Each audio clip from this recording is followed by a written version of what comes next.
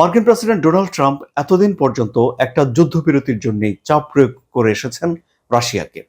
এমনকি এই যে ৩০ দিনের জন্য একটা যুদ্ধবিরতির প্রস্তাব, সেটিও ডোনাল্ড ট্রাম্পের পক্ষ থেকে, অর্থাৎ যুক্তরাষ্ট্রের পক্ষ থেকে প্রথম উত্থাপন করা হয়েছিল। প্রথমে হলো ডোনাল্ড ট্রাম্প একটা ফোন করেছেন মিস্টার পুতিনকে। তারপরে খুব দ্রুতই সৌদি আরবে পরপর দুটো বৈঠক অনুষ্ঠিত হয়েছে। একটা বৈঠক অনুষ্ঠিত হয়েছে যুক্তরাষ্ট্রের প্রতিনিধি দলের সঙ্গে রাশিয়ার প্রতিনিধি দলের।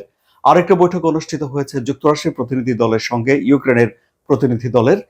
এই যে ডিপ্লোমেসি আলাপ আলোচনার, এটি তখন ডোনাল্ড ট্রাম্পের শাটল ডিপ্লোমেসি হিসাবে পরিচিতি পেয়েছিল।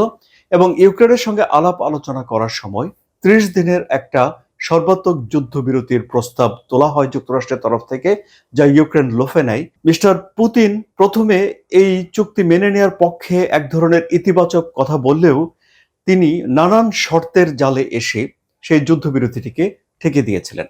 এর পরবর্তীতে কৃষ্ণ সাগরে এসে একটা যুদ্ধবিরতি, নানা রকম যুদ্ধবিরতির প্রস্তাব, মানে মোট ৩টি যুদ্ধবিরতির প্রস্তাব ডোনাল্ড ট্রাম্পের তরফ থেকে উপস্থাপন করা হয়েছিল এবং কোনো যুদ্ধবিরতির প্রস্তাব সেখানে বাস্তবায়িত হয়নি।